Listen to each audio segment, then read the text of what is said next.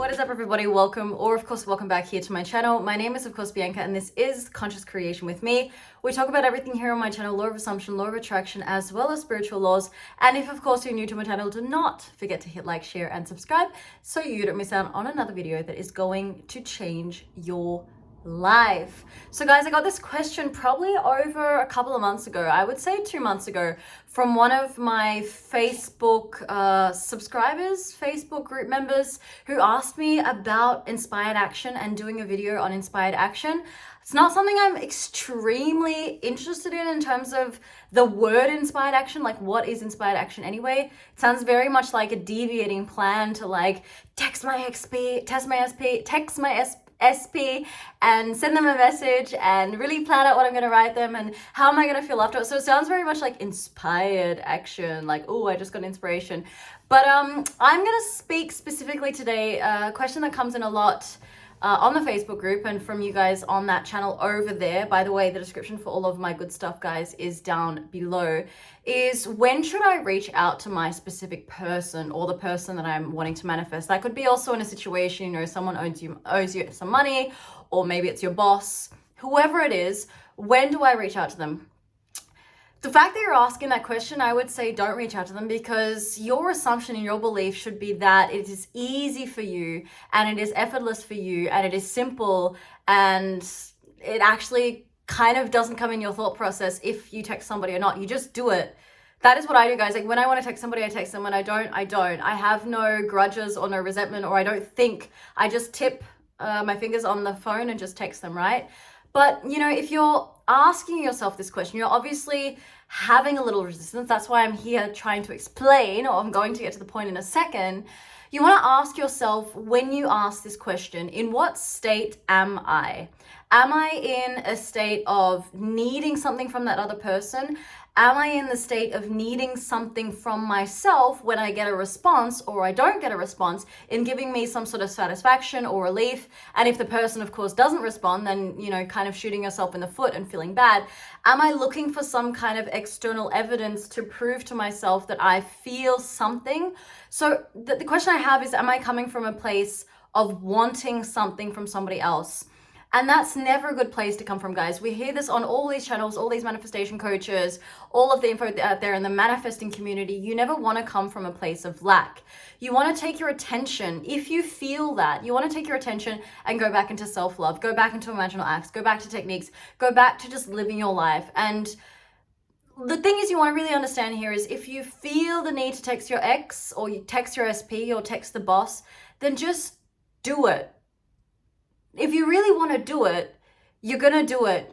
The thing that you really need to be aware of and sure of is that if you do it, is it going to affect your internal reality? Because the thing is here, when we are becoming the person that is in the relationship with our specific person, whether that person texts back immediately in 1 or 2 or 3 hours or the next day, should never, absolutely should never affect our internal feeling state, our internal state, because we're so chill, we're so calm, we're so relaxed in knowing that that person is going to text back or is going to reach out at some stage. So having some kind of inspired action, some kind of deviating plan, and asking yourself for 20 minutes, 30 minutes, going and asking your friend, should I text them? Asking your manifesting buddy, should I text them? And then like texting them and not getting a response, being like, oh my God, manifesting buddy, I texted them, he doesn't like respond to me, and manifestation sucks. I've been like doing my subliminals for getting a text message. I've been doing my text message meditation, and then you just go and shoot yourself in the foot. Then I would really recommend, don't text them. Don't reach out to them until you feel a stability within yourself.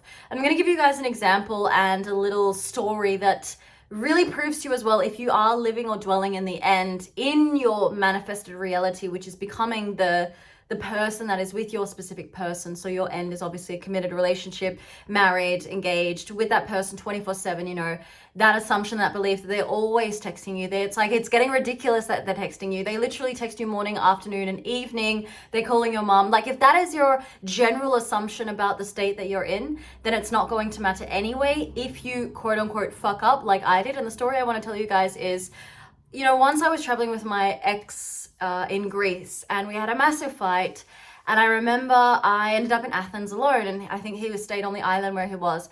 And I was really anxious and I was really sad, and I sat down and I cried and I wrote letter after letter after letter, because that was like the only thing in my mind during the time that we were together. I was in a very unstable, insecure state in that entire relationship for many, many years. And looking back, wow, I'm really thankful to manifestation for allowing me to build healthy relationships. But I remember writing all those letters, and when we did meet up again, which was like literally the same night, because we were kind of inseparable. I don't know if you want to call us twin flames, but I remember giving him that letter and kind of just being like, I need to prove to you my love. And I gave him that letter, and then our relationship was on and off, on and off. And 2 years later, he proposed to me. So I did kind of take an inspired action that I think as a manifestation coach, I would recommend not to do.